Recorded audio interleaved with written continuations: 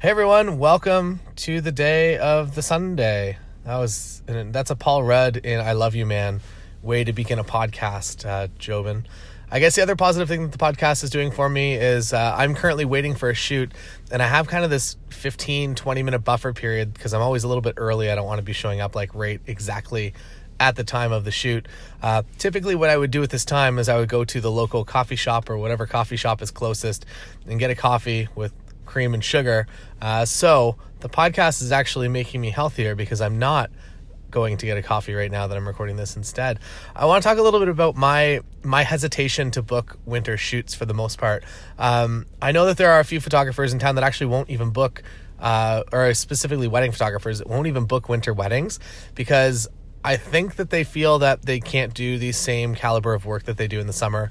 I totally understand that, and I think that the big thing that I've learned as far as, I guess, just getting clients and couples to just really understand that I will show them a winter wedding gallery, a full wedding gallery or one or two at the venue that they're getting married at, if possible, before I actually will book them or before I'll even really set up a call or a meeting, just so that they can see exactly what they're getting themselves up into, I guess, as far as like what my pictures will look like, how my style changes, because when they're looking at my Instagram or they're looking at my portfolio, a lot of that stuff is shot usually like golden hour, summertime, destination weddings, all kinds of different things. I rarely have anything from actual winter weddings. What I've noticed here in at least Ontario, Canada, is that it's actually really challenging to get the exact perfect winter day, and I don't think I've ever really even had one. I've had a few complicated days that have looked really nice, but have been a lot colder, or in one case it was snowing in the morning, but it was going to be warming up to like 15 degrees Celsius over the day. So we had to kind of shoot all the stuff in the morning that we wanted to look like winter because we knew that it was going to melt throughout the day.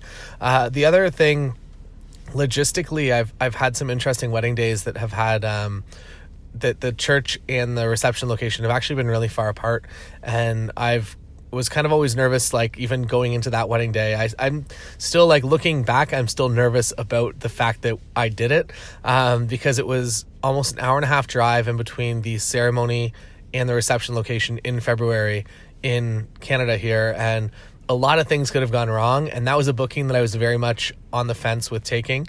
And they were an amazing couple. I still follow them to this day, but it was something that, like, I was kind of very much on the fence with, that I logistically knew so many things could possibly go wrong, and maybe this is kind of a testament to my backup and how many things that I actually worry about and make sure that are in place to create a proper experience and a proper wedding day, that I didn't think that I would be the person for them. So I almost didn't book the wedding. I'm happy that I did because everything worked out great. But there was just kind of that hesitation in my mind that, like, if there is a snowstorm or something, that hour and a half drive is going to turn into something a heck of a lot longer. And if they choose a different route and they get to the venue like an hour before me, it is going to be a problem, and that's going to reflect poorly on me. So in that circumstance, that situation, what I did was I just talked with the limo driver, and I wanted to know exactly the route that they were going. So I would just essentially, I tried to get out a little bit ahead of them to go, like, just at least get maybe a 10-minute head start.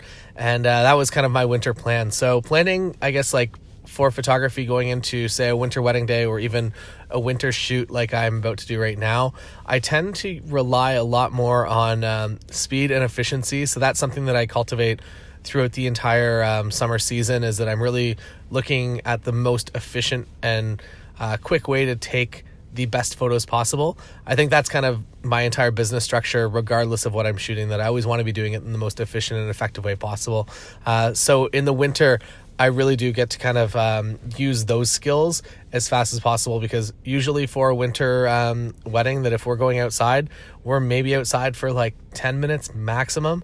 Because I know that once I start to get cold, that there's a pretty good chance that the bride and the bridesmaids are all going to be very, very cold. Or today, I'm not actually sure what they'll show up in. Usually it's just kind of layered, and we'll take the jacket off and walk around for a little bit. But there's still kind of internal shelf life, I guess, on that you can do that for maybe like 20-25 minutes before you start to get really cold. So another thing that I do is because I realize that there's a lot less weddings happening in the winter, I do a lot more indoor locations, and I'll connect with either a restaurant or a pub or a coffee shop, kind of whatever vibe I feel the couple is. And I'll reach out to them and make sure it's okay, and then I'll give them 2 or 3 options. So today we're probably going to go to a place called Harmony Lunch, and we're probably going to go to a place called Death Valley's Little Brother, which is a very hipster sounding coffee shop, and it is very cool wood grains. And Harmony is kind of, I would say, a more retro style diner, which will be really cool for pictures. The number one thing that I'm looking for whenever I'm looking for an indoor location is good natural lighting. Good natural lighting is the thing that I'm looking for above all else, regardless of where I am.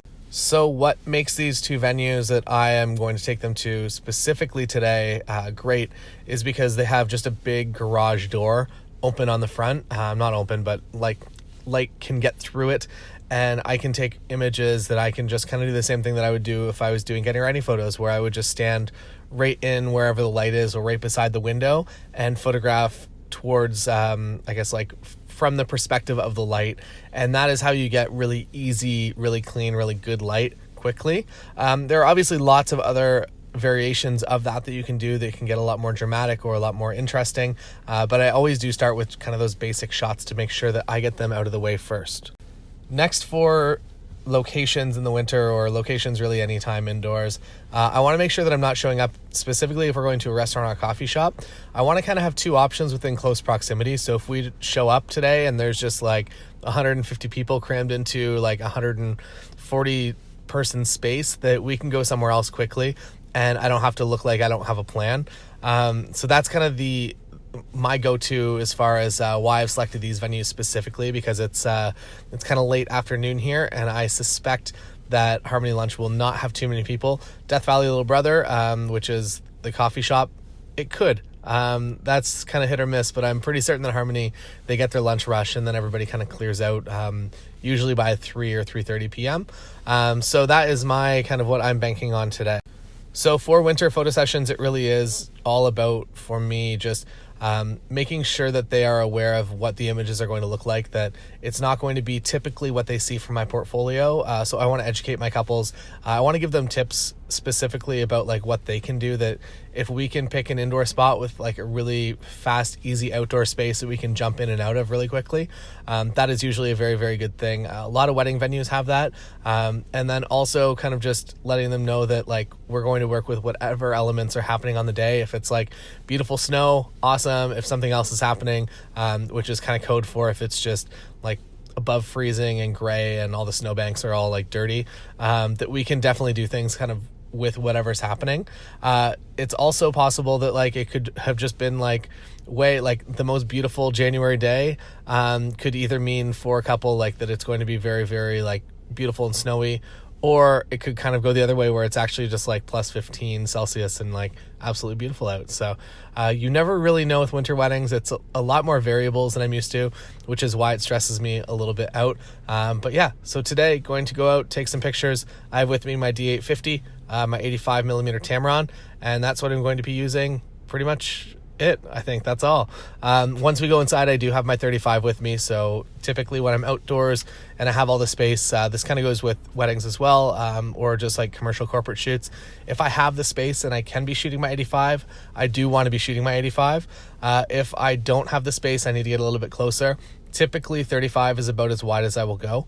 I do use my 24 quite often as well, but I'm never really trying to use my 24 in a situation that I absolutely have to, because if you're kind of like forced into a corner and you have to shoot with a 24, you can't really control the elements that are going to be a little bit distorted from it.